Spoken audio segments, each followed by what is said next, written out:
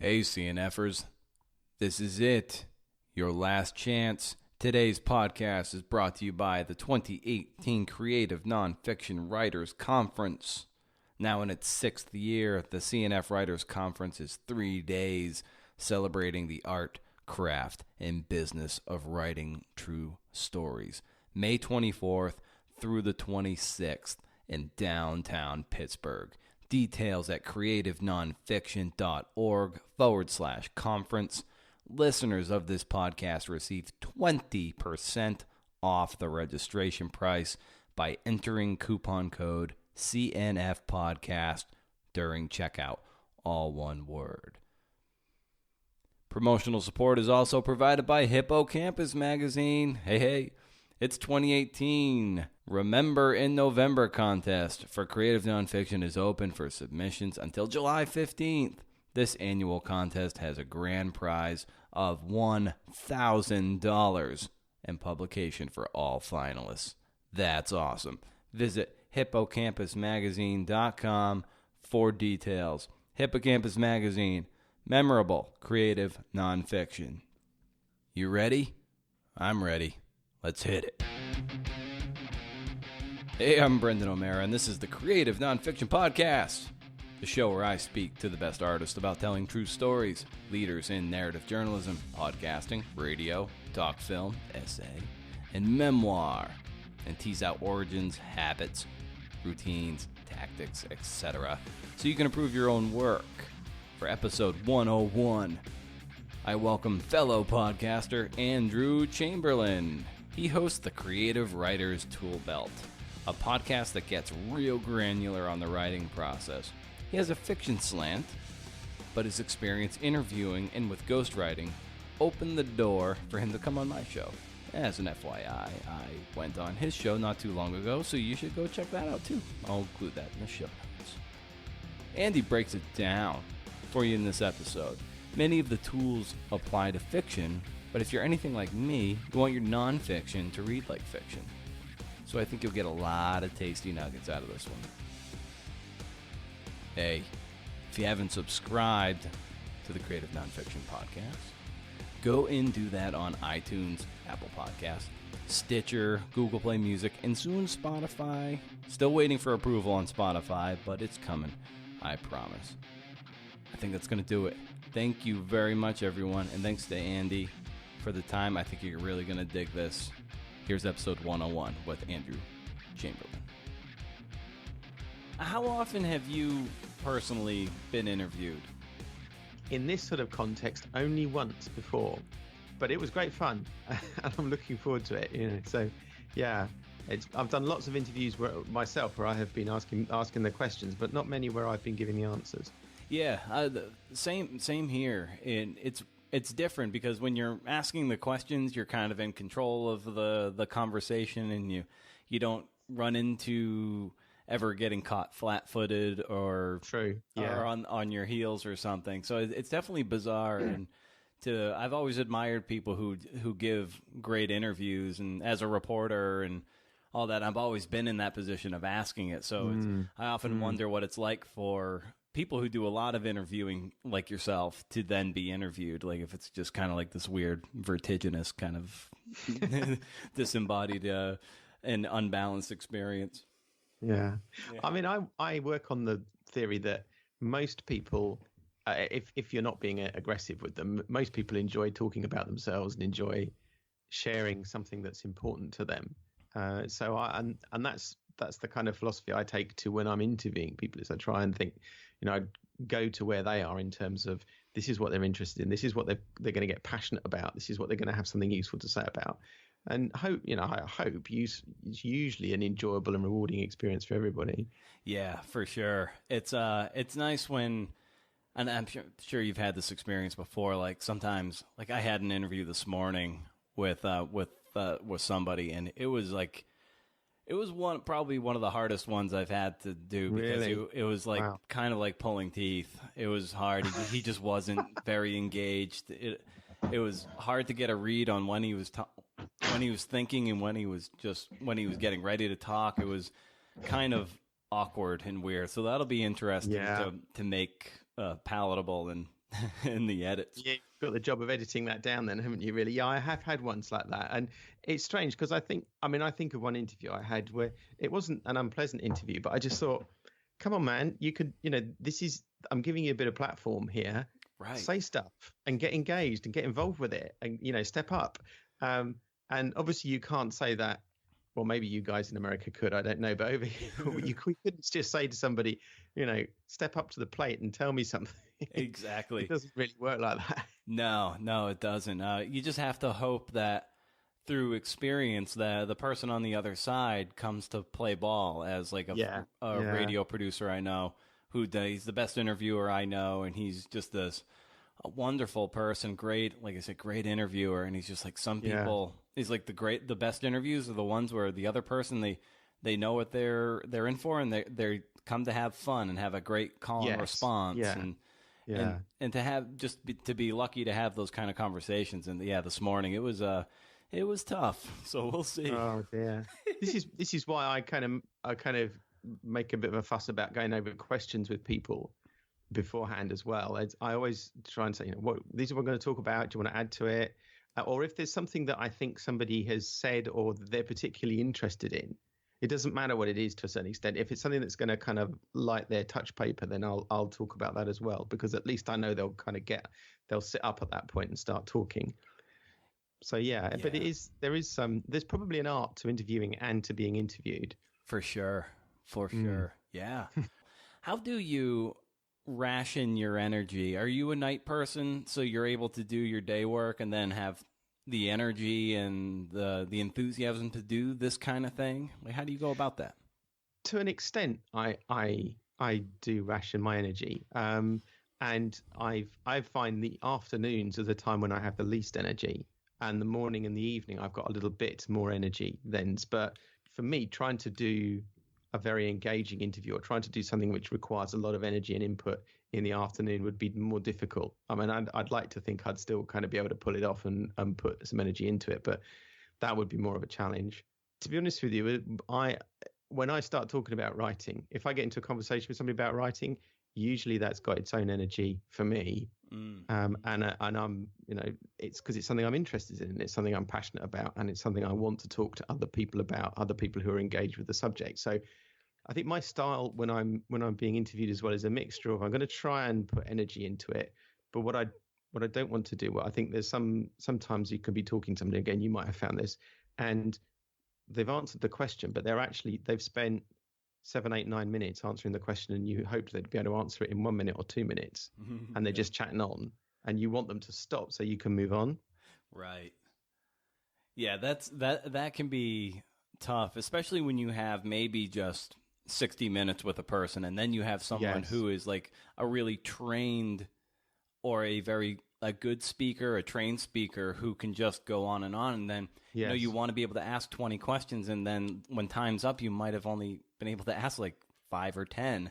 Yeah. And then you're left. And you're left just like, oh shoot, like there's so much you really wanted to get to, like some of that good tactical stuff that you're able to get to on your podcast. And I guess some of it comes down to just having enough, not backbone per se, but like you're the interviewer, grab hold of the interview. Yes. And take hold of the reins. Like that's okay. Yeah. I guess. Yeah. I mean, I would say to you for our conversation, if you want to stop me because you want to move on, just do that, because it's fine.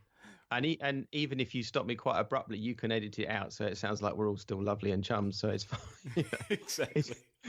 It's so, there's stuff I want to say, but this is your show. This is your podcast. So, you can call the shots. I'm good with that. Of course. So I'd love to dive into your background a bit and what drew you to writing and how it has folded into your life as a hobby and vocation, and where you've actually taken up a big platform with the Creative Writers Toolbelt podcast and the book, and how you folded that into your life and where that came from. So how did you get involved with that? So, there's probably 2 or 3 questions in there, so I can give you 2 or 3 answers. To start with, my me getting into writing is the way that lots of people got into writing, in that, I enjoyed reading when I was a kid, and I just started writing stuff. I started writing stories. I was interested in stories before I realized that I was interested in stories, if you know what I mean. So I enjoyed whenever we had creative writing at school. I enjoyed that. I loved creating pieces of work. I used to write poetry when I was younger, and then as I got older, I got into, okay, it's story writing is what I want to do. And then I stopped doing that when I got a job, got married, and got into kind of being an adult. And life was busy, and the kids came along, and that crowded a lot of the writing out until probably I was in my 30s, I'd say. And then I had an idea for a book, and I thought, I've got to write this. And maybe there wasn't quite so much pressure on in terms of life, and I just thought, I'm going to write this book. So I did, and I've been writing on and off since then. And then perhaps 4 or 5 years ago, my professional circumstances changed. So again, I had a bit more time, and I thought, I'm going to go back to writing because I love writing. And I also thought, I need to find a podcast that's going to help me with creative fiction writing. And there were 1 or 2 bits out there. There was some stuff out there, but there wasn't anything that was really what I wanted. There wasn't anything that could give me what I would call practical, accessible advice that's like, here's a subject, and here are some tips on it, maybe interviews with experts who know what they're talking about. So about 5 years ago, I thought, it's just not out there. I'm going to have to do it myself. I'm going to have to create this podcast myself. And I thought, this is a crazy idea. What am I thinking? But I thought, no, the more I thought about it, the more I thought, yeah, I'm going to do this. And so the Creative Writers Toolbelt was born. It was something I thought, I always thought, I'm only going to talk about things if I believe in them. I'm only going to talk about something if I understand it and believe it myself. And I'll have to learn and get a grip on it and learn myself and benefit as a writer myself to then present it to other people. And that's been something that I have tried to stick to, certainly in terms of the episodes where I'm just talking myself. It has to be stuff where I think, yeah, I believe in what I'm saying so I can share it with others. And writing that book kind of in your early 30s, what was the exact kick in the pants that made you want to write it at that point? The idea came to me, and there were stories that I'd read. So when I was growing up, I really enjoyed fantasy and I enjoyed science fiction, and I had this idea in my mind for a book that I wanted to write, and it was, I'm a Christian and I go to church, and it was going to be a kind of Christian thriller, and the plot just came to me, and very quickly. I look back now and I think I would be much more, and when I read that material that I wrote then, and I'm talking about 20 years ago now, in some ways it was great because it was very free, because I just wrote whatever I liked. I didn't really worry about sitting there worrying about point of view and all these other stuff that you're supposed to think about. I just kind of, this stuff will come out. And I just thought, I'm just going to write this thing. And I didn't really think too much about it. So the plot came to me, the storyline came to me, and I thought, yeah, and this is going to be my main character. And I just wrote this thing. And the only thing, probably the biggest lesson I learned writing that book, which is, and this is something that maybe even in nonfiction, this can happen actually. I thought it would be about one particular character. It turned out to be much more about 2 characters and their lives together. So one of the characters kind of muscled into the story. They emerged as an important figure in the story as I was writing it. Yeah, I think that happens in nonfiction a lot, because you're kind of, there are certain constraints that you have that you can only, especially if you're reporting in real time, you might have a notion of how something will progress. Like when we talked briefly about the Saratoga book, the horse racing book I had written. I didn't say this at the time, but it was like I had an idea in my head how things were going to play out, who were the major horses that were going to intersect at the end, and that did not happen at all. But actually what actually happened was better than what I had as the ideal scenario. So that evolved as like I was just scribbling and taking notes. So it sounds like a similar process can even happen in fiction too. It's just where you were guided throughout the process and just being open to the possibility of improvisation. And it sounds like that's really important, to be open and not paint yourself into a corner. Definitely. And I tend to think of it as there is a story there, and it's the best story that you can tell. And I think this straddles fiction and non-fiction. There's the best story you can tell, and your job as the writer is to unearth it. Stephen King, who he knows something about writing, he talks about a story being like a fossil, a dinosaur fossil, and the author, the writer, comes along as if they were like an archaeologist, and they will excavate carefully around this fossil and bring it out in as intact a state as possible. And I like that analogy because I tend to think there is a best way to tell a story, an authentic, a most truthful, authentic way to tell a story, and it may not be what we think to start with. And I'm sure that, for example, if you're into investigative journalism, for example, the trial may go somewhere you don't expect it to, and it to a certain extent it's like that with fiction as well. The strong characters will emerge, and you have to let them, I think. And sometimes you have to adapt the story to do that, but let them come out because they're real and they're authentic and they're powerful and they will be attractive to the readers. Yeah, I think what's particularly poignant about that analogy that you relayed about the uncovering the fossil is that that is it's a painstakingly slow process that doesn't break the skeleton and the fossil. Like, it has to be very meticulous, and you have to be patient and play the long game. So is that something too that you really connect with that particular analogy? Yes, I think so. The characters, you have to play the long game, and you have to be a bit brave sometimes and a bit persistent in that. If you're writing a story, like if somebody comes to me and they say, "Oh, I'm writing a story about character X, but character Y just keeps turning up," then I'll say to them, character Y has the fact that they turn up is a signal to the fact that they have got the core attributes for a character. And there are, maybe we can come to this, but there's a couple of really key attributes that a character has to have in a piece of writing, and sometimes you don't even know they've got it. You only know it because they just turn up. They're in your face. They're there, and you have to be brave enough, patient enough to work out what's going on with them, and then allow them to come into the story properly. So they shouldn't just kind of crash around and break your plot, but you should make space for them if you can. So when you were younger, and the idea and this notion of becoming a writer, it really was just kind of, it sounds like it's just kind of in your DNA. What did a successful writer look like to you early, and maybe how has that idea changed over the last few decades? I would say that my early ideas of what a successful writer looked like were the kind of ideas that a lot of people have, and this idea persists with a lot of people even as they grow up, in the sense that you think, I'm going to write this book, it's going to be fantastic, I'm going to send it to an agent, or I'm going to send it to a publisher, and they're going to publish it and people are going to buy it, and it's all going to be lovely, and that's it. And the reality is rather different insofar as, you still got to write the book, and you've still got to come up with something that is absolutely as good as possible as it can possibly be.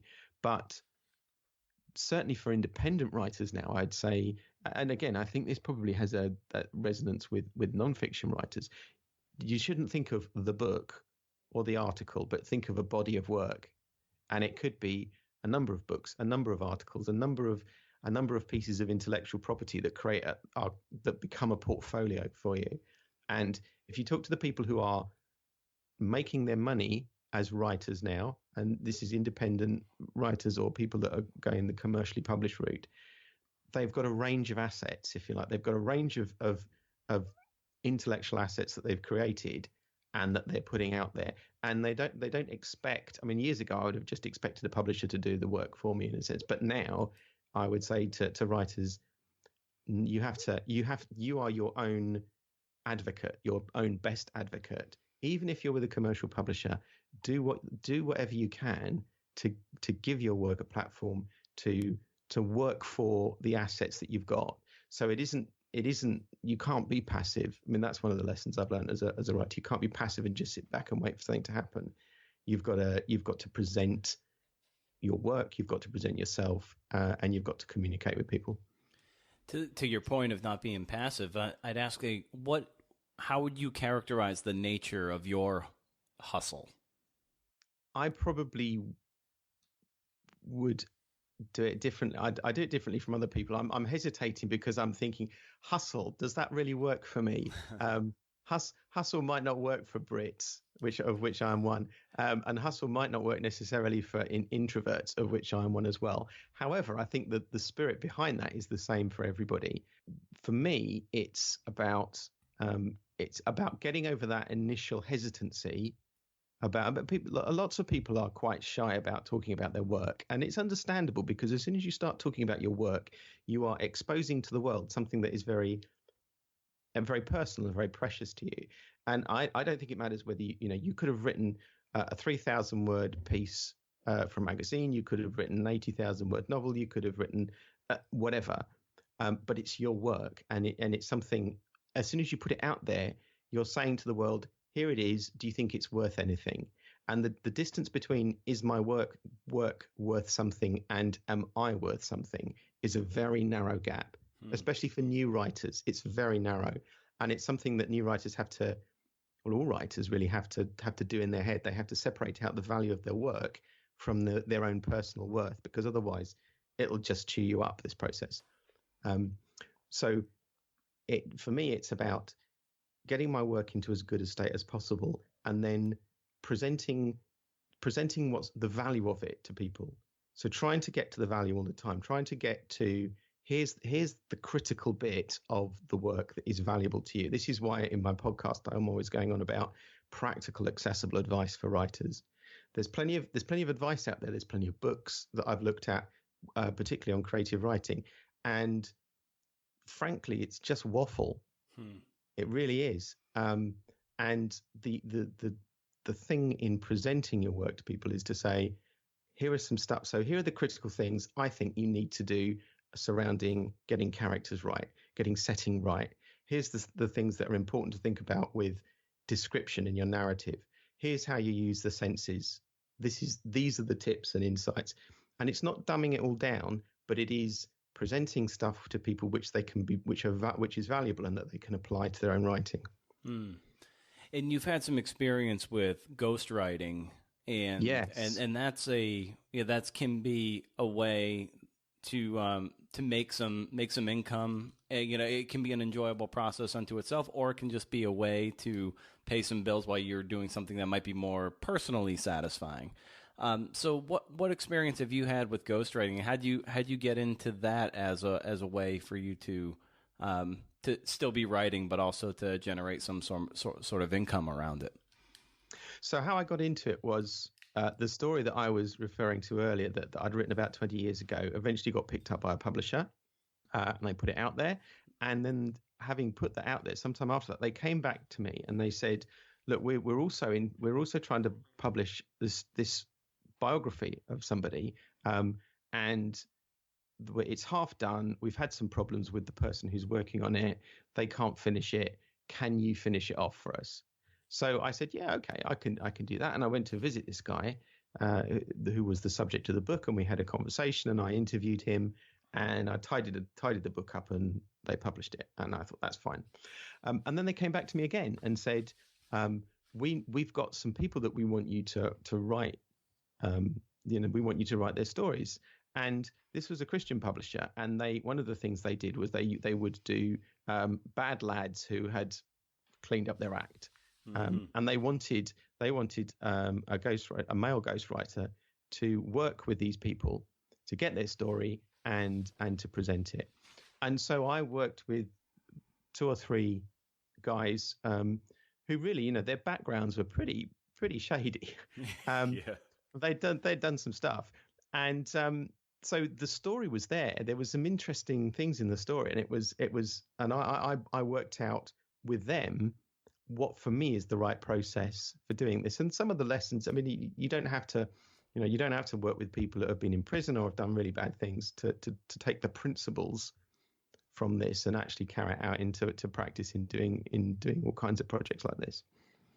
So how did you approach getting their story down and then distilling it in a voice that sounds like them? That seems like a challenge unto itself. So what was your process around that? Well, I'm glad you mentioned voice, because yes, it is a challenge, but it's really important, actually, that the ghostwriter is kind of invisible, that you retain and present the voice of the people. So that the guys that I worked with, their voice is not like my voice. So I tried to get that. And really, there's a lot of overlap between this and a lot of and a lot of the other disciplines in non-fiction creative writing. In the recording interviews was really important to me. One of the tricks that I would do with these guys is I'd get a long piece of paper, really almost like a piece of wallpaper, perhaps, and just a long piece of it, and we'd draw a long line on it, and that would be their timeline. And then we'd put post-it notes on it, significant people in their lives at different points, significant events, good and bad stuff that happened, places they might have lived, things that are strong memories for them. And we would dot these post-it notes all the way along this timeline. And then I'd need to decide, I suppose going through the process itself, I would always start with what is the purpose of this book? So if you're a ghostwriter, you might be writing as a commercial contract for a publisher. They've come to you and say, here's this great football player, we need you to write his story. So it's a commercial contract and you do it. Maybe it's, your granny is getting on in years and you want to tell her story, and she wants to tell her story as well for the family before she goes. So the family are the customers there. It's a very different thing. So you have to get that right to start with. Why are you writing this thing? And then you have to think about things like, are you going to present it thematically or chronologically, this story? And then you can get into getting your recording equipment out, getting post-it notes, writing stuff down, collecting all that information. And the other thing, well, I guess there's two other things I would mention.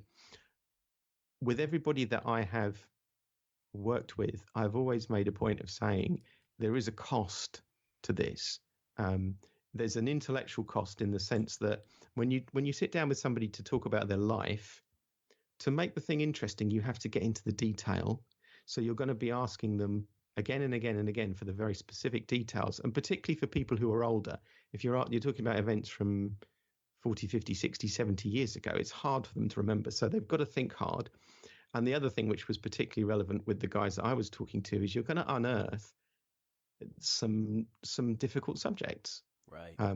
You could do it even in families. You could go and maybe you're telling great Aunt Nellie's story, and there's a whole bunch of stuff that she's not sure she wants to talk about, or when you talk to her, it brings up memories and so on.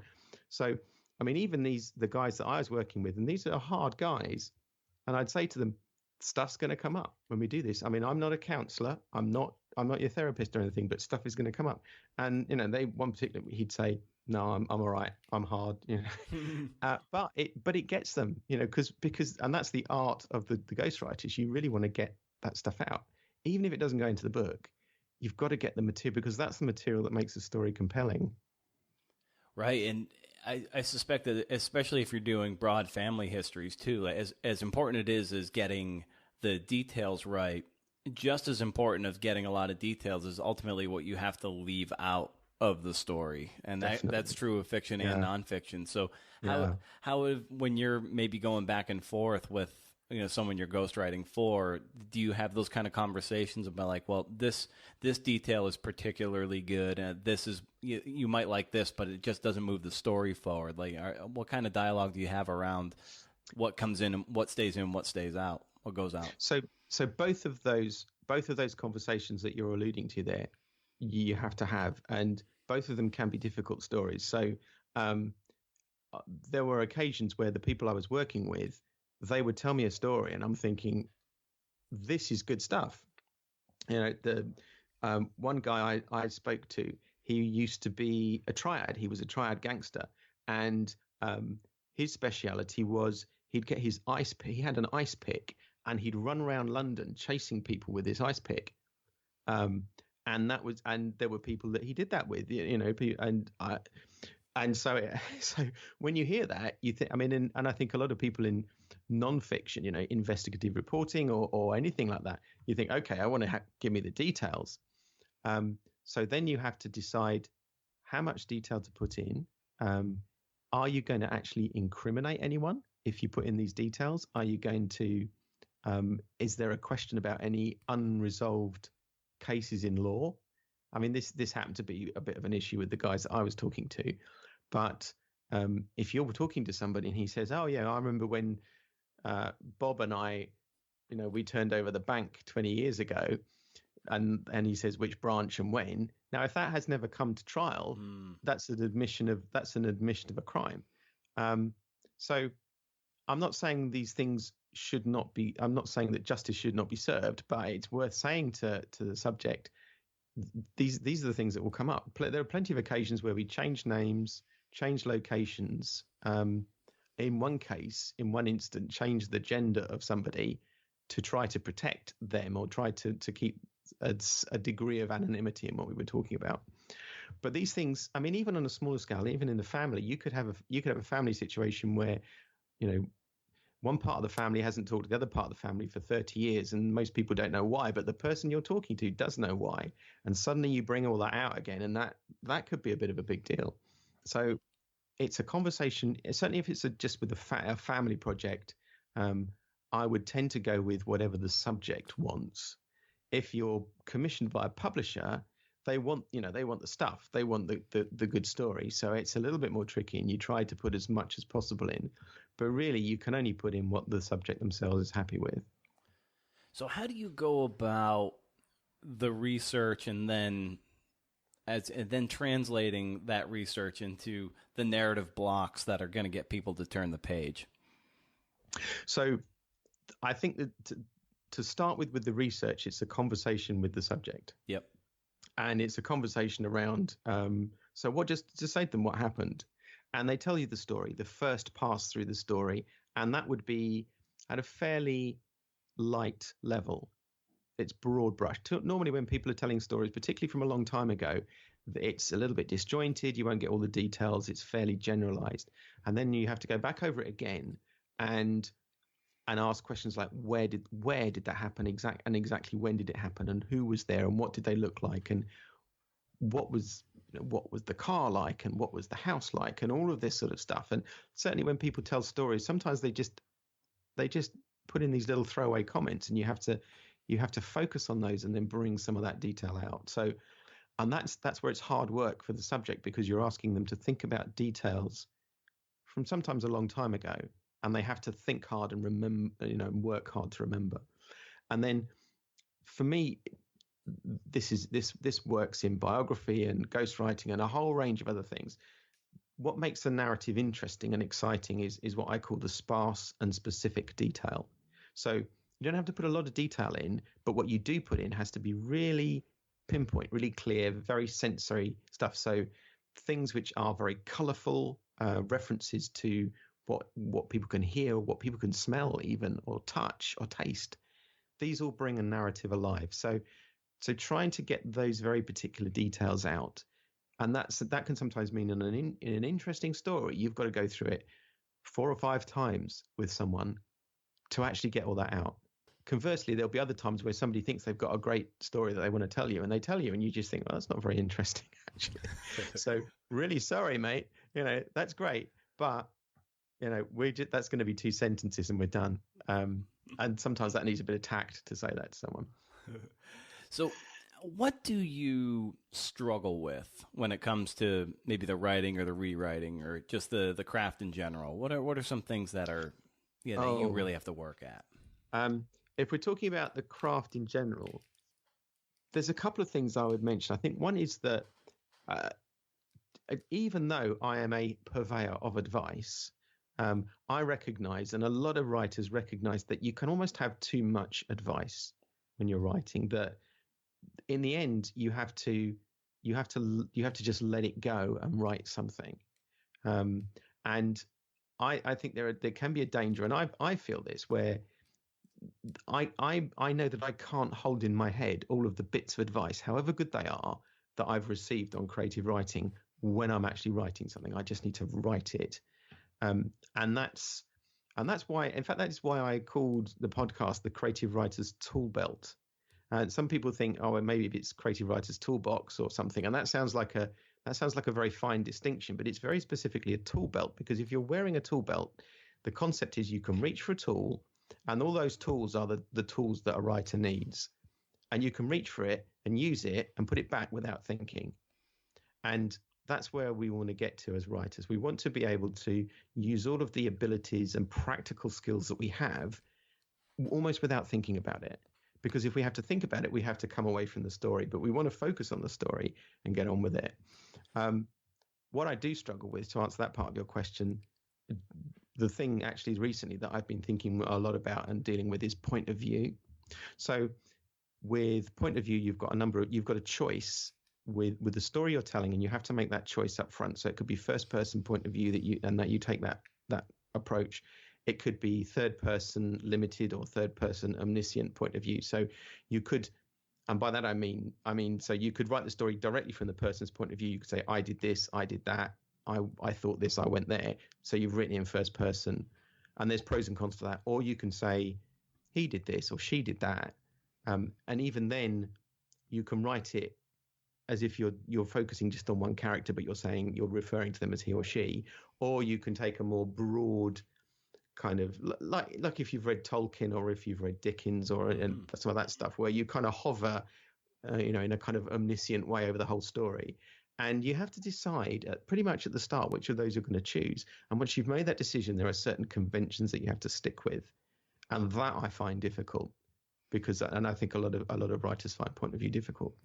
Have you run into a situation where you might have been adopting a certain point of view for a very long time, and then you realize that you have to scrap that and maybe start over because something else it makes a better sound in your head when you're writing?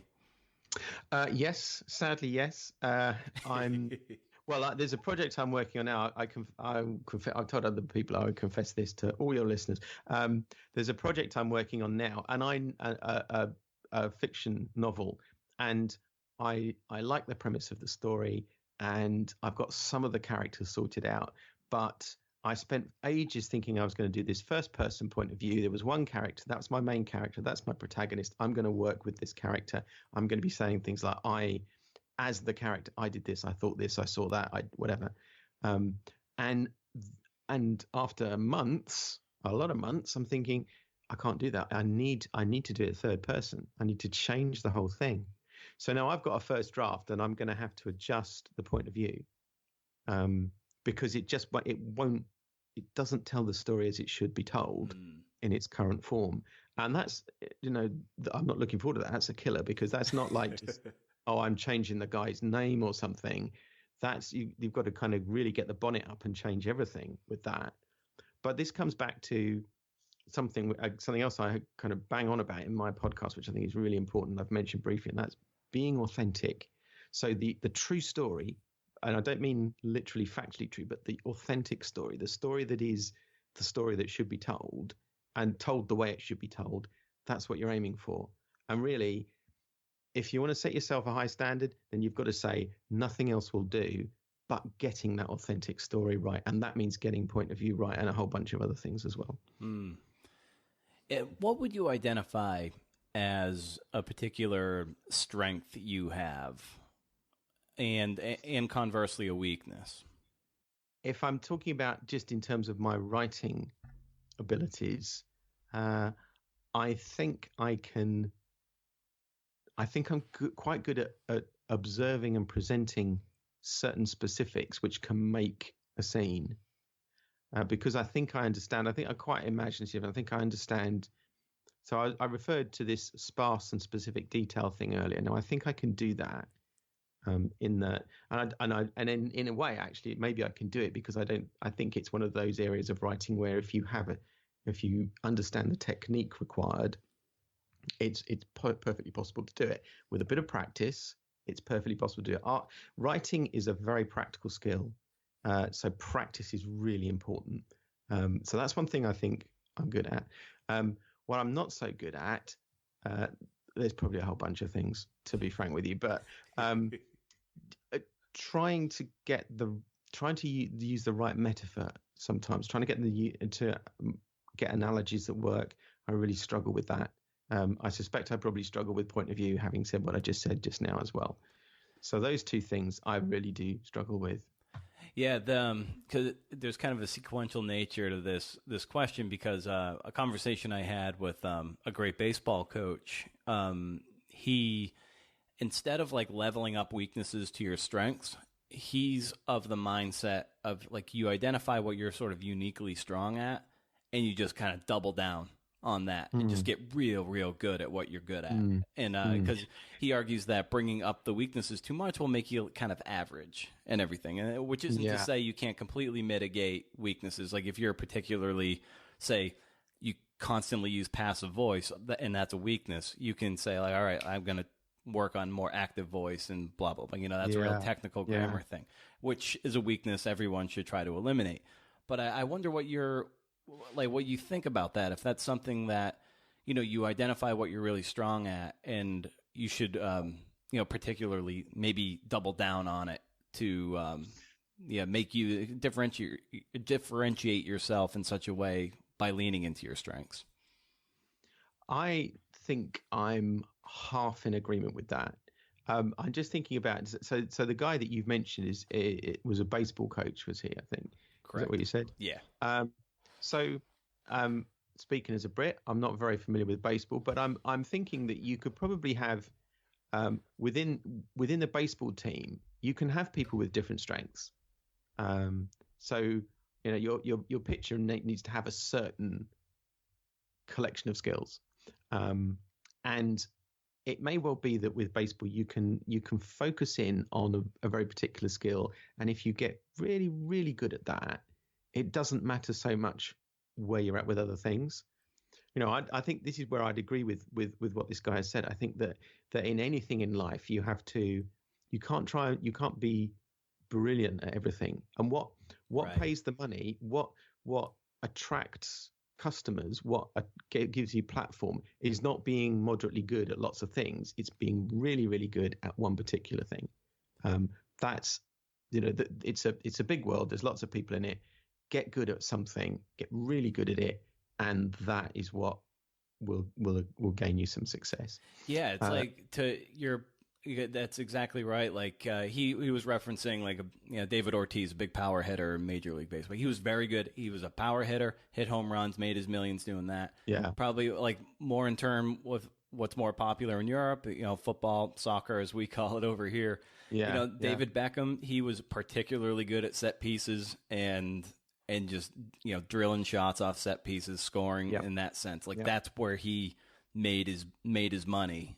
So it's like, you kind of, it's not that you ignore weaknesses, but you find out what you're really good at, and you're like, okay, this is what's going to set me apart. And I think that's probably where I'm at, in that I think that with writing, there's a collection of skills. It's slightly broader. I think you have to bring all of your skills up to a certain level with writing. So if you really cannot, I'm just trying to think. I mean, even with punctuation, I mean, you know, if you're brilliant, maybe they'll find you an editor to kind of sort you out. But if your prose always sounds really dull, and you just don't care, it doesn't matter how good you are at some of the other things. That's going to be a problem. So you do have to bring everything up to a certain standard. That's probably where I mean, maybe this guy would agree with it. I don't know, but that would be my caution on this. So everything's got to reach a certain standard, and then things that you're really good at. And with writing, it would be, so what do you, like I'd be saying to a writer, what do you really love writing? So there's people who they write fiction because they think everybody should write fiction. Whereas actually what they really want to do is write, they want to work on documentaries, or they want to tell people stories. So so you do get this where people, they write what they think should be writing, and it's nonsense. What they should write is what's in their heart, what they've got a passion for, and focus on that. And so that's, if you can find something that you really care about in terms of the kind of fiction or the kind of nonfiction, then go for it. Just don't worry about anybody else. Just do that. So there's that kind of, you know, that's how you kind of sharpen the point. That's how you kind of really can excel at something. And something I really liked about while reading the book, the Creative Writer's Toolbelt that you've put together too, is this point of like clarity, brevity, and precision. Oh yeah, and yeah. I love that so much. I wonder if you can talk about that and kind of elucidate what the three sides of that triangle are, and how you can apply it. Certainly. Writing and let's say writing. Writing is like water. Okay, there's a lot of water in the world. Some of it is clean and pure and really useful. A lot of it is muddy and useless. And so water has to be purified to be made really useful. And to a certain extent, it's the same thing with writing. So to take those three things that you said, clarity, brevity, and precision. So clarity is you know what you're going to say. You know what you want to say. If you don't know what you want to say, you won't say it. You won't say it. And the more you know what you want to say, and this applies to fiction and non-fiction and across all kinds of disciplines, the more you know what you want to say, the better you will say it because it's in your head. And you should be able to, like if you're writing 1,500 words, you're commissioned to write 1,500 words on something, I think you should be able to, in 10, 15 words, give the pitch on what that is to anybody. And that means you know what you're writing about and you're clear. So that's the clarity bit. The brevity is not summarizing, but it's saying only what you need to say. So if you're focusing on, you've got let's keep it with a non-fiction example. Your task is to write something about a particular event that's occurred, a sporting event, let's say. Don't write about some other sporting event that happened the same weekend or the one that happened with that team the weekend before. Just say only what you need to say. And that does mean editing sometimes. That means coming back again and again to your writing. Writing that is a pleasure to read is invariably hard work to create. And that part of that hard work is to be brief and have brevity, but not summarize it. It's not summarizing, it's brevity. I apologize for my dog. Oh, no. In the back.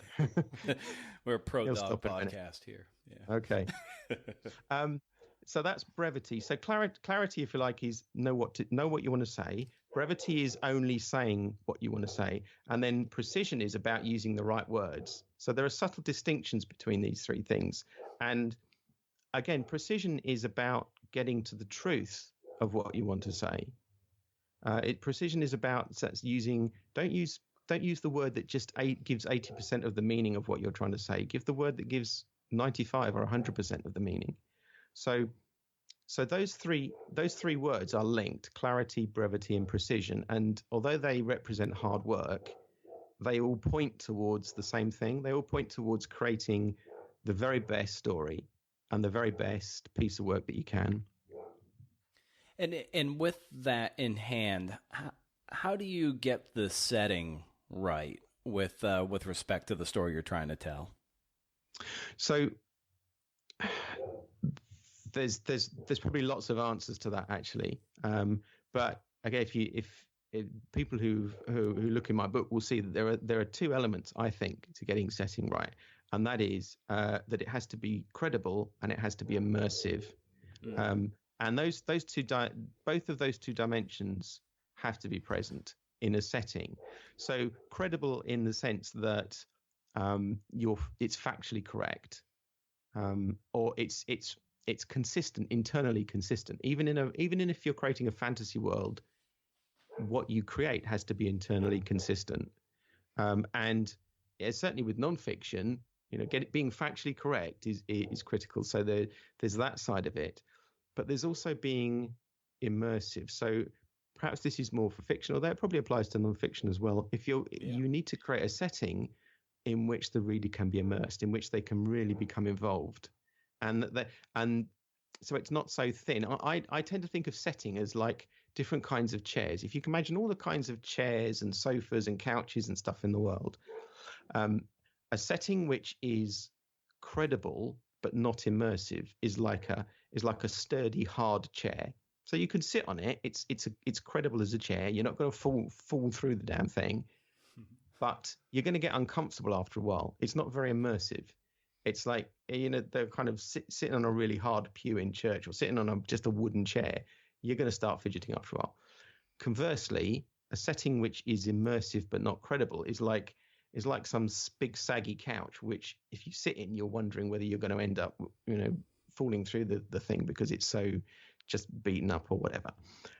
So setting has to have both of those qualities. It has to have enough sturdiness to have credibility, but it has to have enough comfort to immerse the reader as well. And something that struck me particularly strongly about your book was how prescriptive and structured things are. And I want to ask and pose to you like how. And structured in terms of like some of the rules. If you adhere to these rules, essentially, you will be able to. It's kind of like an equation. How can someone still maintain a degree of firm structure, but also leave room to be artful? So this probably harks back to what I said earlier around when we come to here's the challenge. When you come to create a piece of art, when you come to do some writing, you don't want to be thinking about the rules. Right. So the two things I say to writers, and I say this at the beginning of the book, if there's anything in the book or anything that people hear me say in my podcast or anything like that, and it just doesn't work for them, that rule doesn't work for them, that guidance doesn't, that kind of advice just doesn't seem to click, forget it. Just don't worry about it. The guidance is there for the writer. The writer isn't there for the guidance. It's not a test. It's not. This is not a cerebral or abstract thing. It's practical. So if it doesn't work for you, don't worry about it. That's the first thing. The other thing is, as I said earlier, it's a tool belt. It's not a toolbox. So when you're doing a construction project, if you're making something, you want the tools to hand. You don't even want to think about picking them up. You want to focus on the project itself. So, and the way to get to that point, I believe, is through practice. So, if you're writing a piece of descriptive prose, I would argue that you have to get to the point as a writer where you just know that you want to have a little bit of sensory description in there to try and draw the reader in. You know that you you need to be specific about things. You don't have to think, oh, I've got to write about senses, or you don't consciously think that. It's just there, and I believe it's like anything. Is that the greatest pitcher in the world doesn't think about the dynamic. It doesn't think, in a sense, about the technique of pitching. I would guess. Right. They pitch because they've learned. They've done it thousands of times. And it's just there. It's just instinctively there. And I think the best advice for us all as writers, and I'd broaden that out into interviewing techniques, researching, all of the essential practical skills for nonfiction. With practice, they're just there. And I want to come back to something you said earlier about the core attributes of character. And I love that a lot. Whether you're making up a character or you're trying to find compelling characters to tell a true story, what are those attributes that just readers really hook into? So, if anybody looks in my book or listens to the podcast, when I talk about this 2+4 model, and it's probably best to focus on the two. But the two are the two core aspects of character. One of them is the character has to have a goal. They have to have a purpose. There's a lady who she used to be a commissioning editor. She now runs writing groups. She's called Jean Cavellos, and she runs one of the foremost fantasy and science fiction workshops in the world. And when I interviewed her early on in the podcast, and I said to her, so what is the thing that people really need to remember with character? And she said, give your character a goal. They must have a goal. And that's a critical. So that's the first thing. There are lots of stories that people write and people wonder why their stories aren't working. And it's because the main characters don't have anything to do. They're just sitting around. They haven't got something that they're passionate about. So the first thing is give your character a goal. And the second thing, and this is hard, this is actually difficult, is to give the character an essence, a core. And this is something it's a more difficult concept. But if you think about the characters who are people, if you think about people that you know well, or characters who were really successful characters, I think somebody like James Bond or Mary Poppins. I'm trying to think of, if you think about that, if you've watched House, the doctor in that. So these people, if you think about the very best characters, Luke Skywalker, Han Solo, Frodo Baggins, Gandalf. So these characters, these are fine characters. And one of the reasons why they are so good is because when we think about them, we don't just think about the physical aspects of them or one individual aspect. We understand them as a whole. And that, if you like, is the kind of holy grail of getting a reader to identify with a character, is to think of them as a whole. Think of them as a believable, authentic person. If you can get your reader to that point, and again, I think this would apply to nonfiction.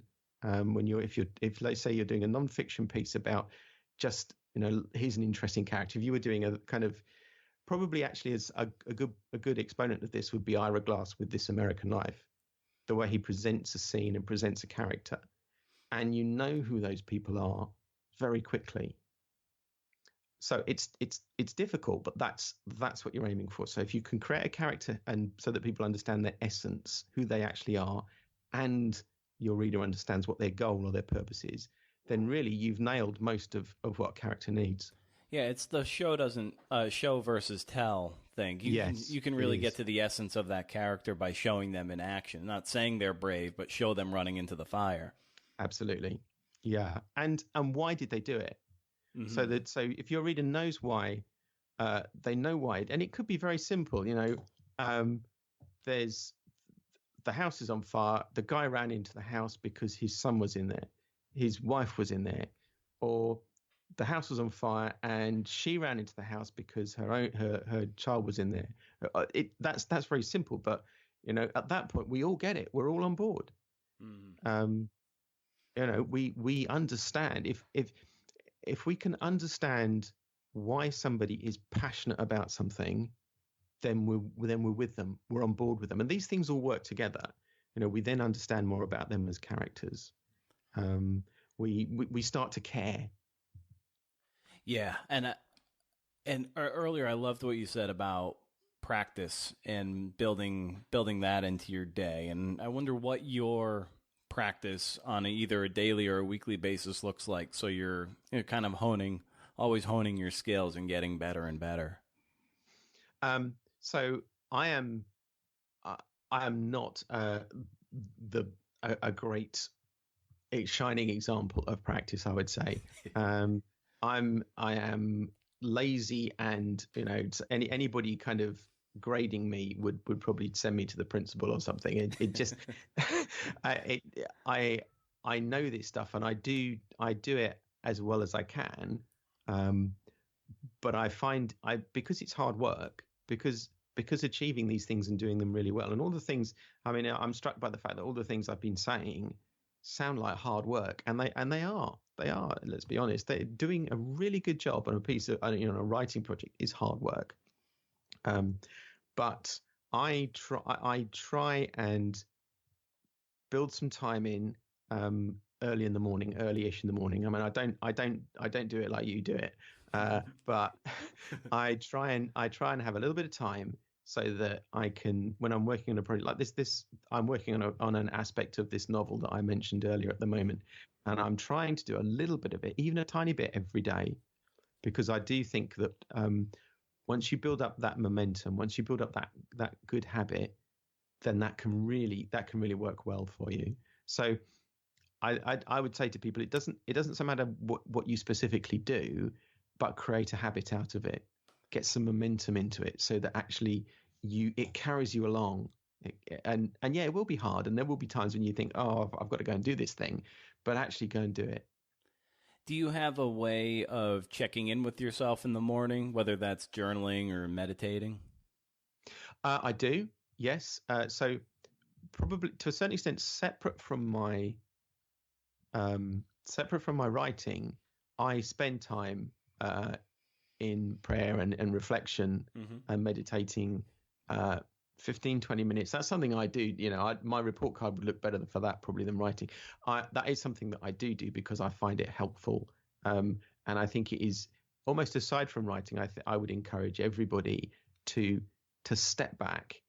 Life is insanely busy. There is so much that goes on. There is so much information that's bombarding us, news, social media, as well as, never mind the demands of day-to-day life, that it is actually incredibly helpful and incredibly useful for anyone, or whatever their circumstances, if they possibly can, to step back and have some time, usually in the morning, doesn't have to be, could be in the evening, and just have a kind of period of reflection. It doesn't have to be a religious exercise. It can be just a time to reflect on, okay, how has today gone? What's been the important things of today? What's gone well? What's not gone well? How can I reflect on that? And what is your endurance when it comes to writing? Like, how much can you, when time allows, how much can you? What's your output like? How long can you sit there and generate? If I had the luxury of time, and the muse has struck, let's say, and I'm really on it, I could probably do about 3 or 4 hours, let's say 4 hours, and like just solid work. After that, I need to go and do something. I need to go and lie down, metaphorically speaking. I need to get a drink. I need to watch something on the telly. I need to do something that is not writing. So, and probably that would be it for the day for me. And what are some other activities or even other inputs, whether that be documentary film or movies or anything like that, that is a way that you use to unplug from writing, but still in some ways helps inform that storytelling itch? So I would encourage people to do some exercise. So although it isn't writing, get off your butt and go for a walk or something. Is especially perhaps if you've done a fairly long stint, doesn't have to be a walk. It's some kind of exercise. I believe that in this theory that basically, as human beings, we are created to do some thinking, do some exercise, have a rest, eat something, go out to play, whatever. And so we need to do all of those things. And writing can be, by its nature, quite a sedentary thing. It can involve a lot of sitting around on our own, not moving very much. And even just taking some exercise to go to work, or taking, if you've got a dog, take it for a walk, whatever it is, a little bit of that it is good for you, and it can actually help in terms of the writing process, because I think your brain is kind of ticking over with the stuff that you're working on, even when you're not thinking about it consciously. What are a few books that you find yourself rereading over and over again, or very influential books, and specifically ones that you like to maybe pick up every year or every couple of years? So there are some fiction books that I go back to because I think I just enjoy them. So science fiction is my genre of choice. So Ian M. Banks, I think, is a superb writer. Some of his work I've read several times over. And in terms of books on the craft, there's Stephen King's On Writing, which I think is very good. And that's the book from which I got this idea of the story is a fossil that you dig out. And I agree with him on that. There's also a guy called Sol Stein, and I'm trying to think of the title of that book. So there are some great books around on the craft, but this is one that I think is perhaps not so well known. It's called Solutions for Writers: Practical Craft Techniques for Fiction and Nonfiction by Sol Stein. And he's just got some great practical tips in here. So this guy, he's probably an old guy now. He's been an editor for like forever. And he's got some great tips on showing, not telling. He talks about the secrets of good dialogue, and how dialogue works. And I find that very compelling and very practical. How to use all of your six senses. So I've borrowed from some of his ideas for my kind of sensory description stuff that I talk about. It's very practical. So I'd go back to that book again and again as well, for some of the things. And for me, they're practical stuff that I like. As I said, tools that you can put in your tool belt and you can just reach for them and use them. And if you practice enough, you don't need to think about them. They're just there.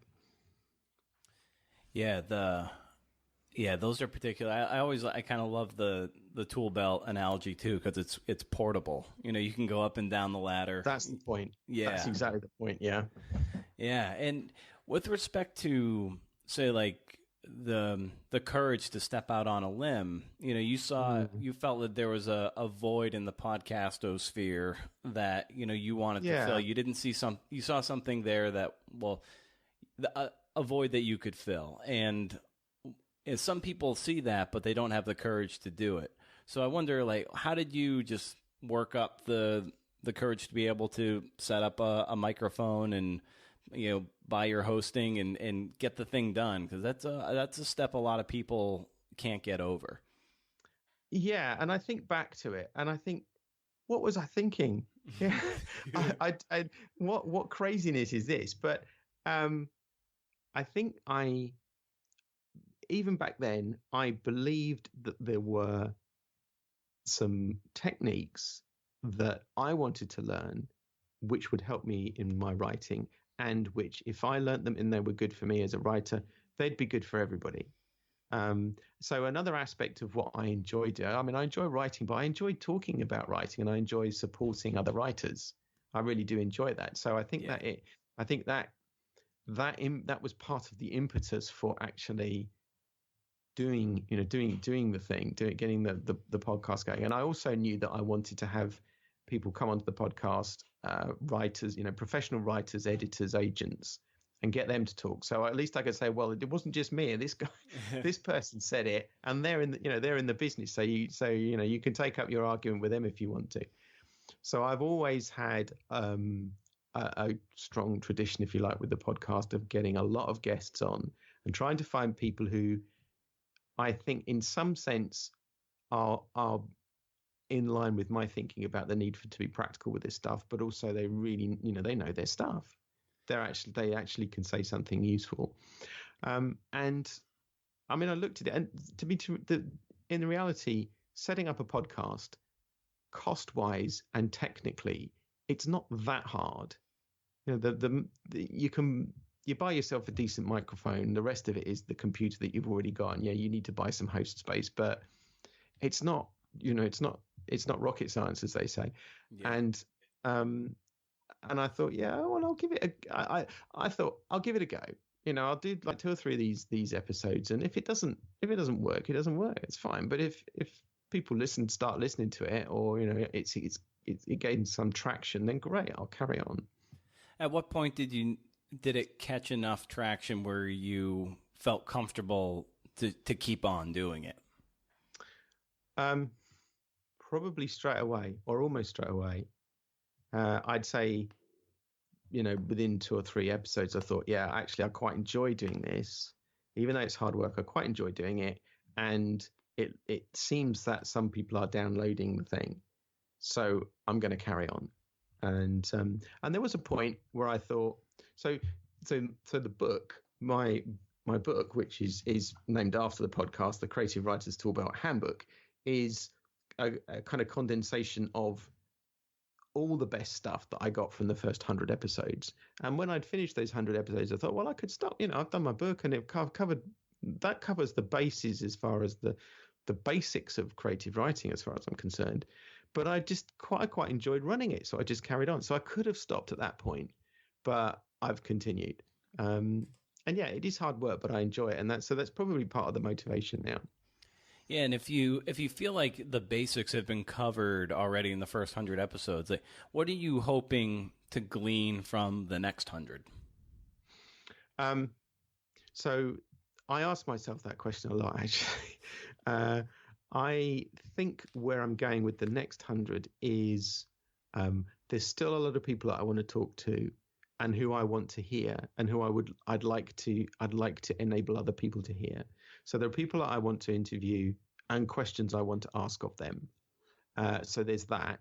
There's also areas of the craft which really, for me, perhaps I'm doing it in a sense selfishly, in that if I still have a challenge with some area of the craft, I'm going to either find an expert or try and work it out myself, or focus on it and then produce something for everybody on that. So I've done an episode on point of view, but I'll probably do another one, because I feel like it's still, the beast is not slain yet. I need to kind of have another go at this thing, and that's it. And that's it. And I've to a certain extent, I've always produced the stuff that I want to hear. And then I hope other people want to hear it. And I trust that there will be enough people who do want to hear it. So where can people find out more about you and your work and the podcast as well? So people can find out a little bit about me at my website, which is andrewjchamberlain.com. The podcast is the Creative Writers Toolbelt. So if you want to get that off something like iTunes, if you look it up, you'll find you can get it for iTunes or Android or whatever. It's just the Creative Writers Toolbelt. You just stick it in your search engine and up it pops. If people are interested in the book, which, as I say, just condenses all the best stuff from those first 100 episodes, that's available through Amazon, either as a paperback or as on Kindle. So you could just look that up there, or again, just search for it. And so those are probably the main sources. And that would be the way. But if people want to track me down and drop me a line, I often say in my podcast and say in the newsletter that I send out that I'm always interested to hear about the projects that people are working on, which I am. I like to hear what people are doing with their writing projects, what challenges they've got, what have they discovered, stuff like that, because I think it's good to share. I mean, I really want to hear about the challenges and successes and solutions that people find from getting involved in the craft. So the practical stuff. Oh, that's wonderful. Well, Andy, thank you so much for carving out time in your night and in your evening over there across the pond. So this has been a wildly illuminating and a ton of great stuff, and this is great to be on, an honor to be on your show, and I'm so thankful I could return the favor. So thank you for the time, and we'll certainly be in touch. Well, you're very welcome, Brendan, and it has been. I mean, it's been great from my point of view, because as I said to you, I love talking about writing, and I've had a chance to do that. So I really appreciate you giving me the opportunity to just talk this stuff over with you, and talk about what I think are the kind of the important things and the stuff that we all strive for and struggle with the craft. Hey, wow. Thanks, everybody, and thanks, Andy, for the time. That was great. Head over to BrendanO'Mara.com for show notes for this episode and 100 other ones, like with Mary Carr, David Grant, Glenn Stout, Bronwyn Dickey, Susan Orlean, Andrew Debuse III, Andre Debuse III. Follow me on Twitter at Brendan O'Mara or at CNFPod. The podcast is on Facebook at CNF Podcast. Sign up for my monthly reading list newsletter. It comes out on the first of the month. It gives you a sampling of good books and what you might have missed from the world of the podcast. Once a month, no spam. Can't beat that, friends. That's it for me. Have a CNF and great week.